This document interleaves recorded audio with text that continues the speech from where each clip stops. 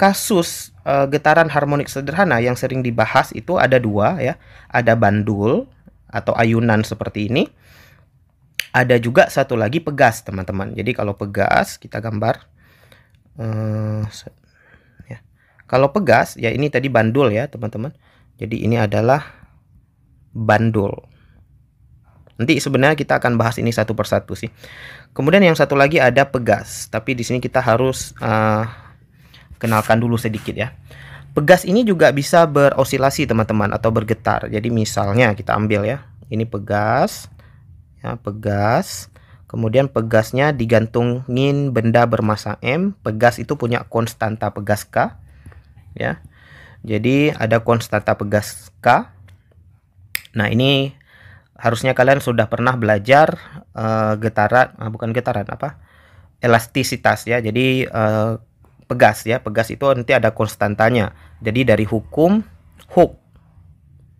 Jadi hukum Hooke itu ada rumus gaya pegas sama dengan min K kali delta Y boleh, atau delta X juga boleh, tergantung pegasnya sumbu Y atau sumbu X. Nah, di video AM course pernah membahas satu video itu perbedaan pegas horizontal dan vertikal ya. Kalian bisa lihat sendiri aja postingannya. Oke. Intinya pegas itu ada konstanta pegas K dan M gitu ya. Nah, ketika pegas ini ditarik ke bawah ya, ketika pegasnya nanti ditarik ke bawah, kita tarik ke bawah, pegasnya nanti akan turun sejauh ini. Nah, maka kalau kita lepas pegasnya, bendanya akan kembali ke atas gitu ya. Waktu kembali ke atas bendanya akan sampai ke atas, lalu dia turun lagi ke bawah. Nah, jadi ini akan bolak-balik ya, bolak-balik naik turun gitu. Bolak-balik naik turun, naik dan turun. Nah, bolak-balik naik turun itu adalah definisi dari bergetar atau berosilasi.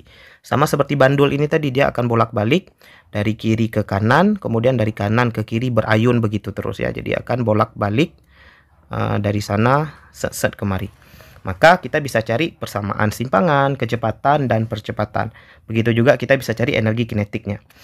Nah, yang mau saya bahas di sini adalah ini, teman-teman ya. Jadi ada hubungannya ya antara bukan ada hubungannya sih. Ada energi kinetik ini tadi, ini persamaannya. Nah, ini cocok untuk pegas dan cocok juga untuk bandul, teman-teman ya. Jadi ini bisa M omega kuadrat A kuadrat ya. Nah, tapi ada untuk pegas kalian juga bisa sesuaikan begini. K itu rumusnya nanti M omega kuadrat. Nah, ini sebenarnya ada penurunannya, teman-teman. Tapi untuk kasus getaran kita bisa pakai K M omega kuadrat ya.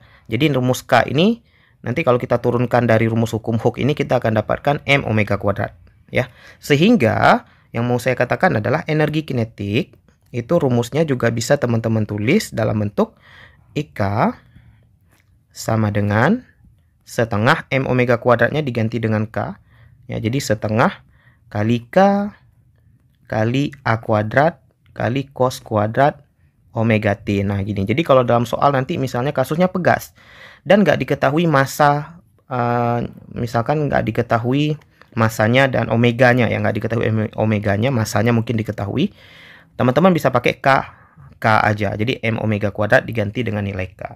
Oke. Nanti kita juga akan sering menggunakan persamaan ini, tapi dalam bentuk ini, omega sama dengan akar K per M. Nah, ini juga akan sering kita gunakan untuk nanti, teman-teman. Jadi, ini sangat bermanfaat persamaan ini. Oke, ini adalah energi kinetik benda yang bergetar. Nah, benda yang bergetar itu contohnya biasanya dua, kalau nggak bandul, pegas ya. Tapi kalau untuk level olim bisa benda yang lainnya juga.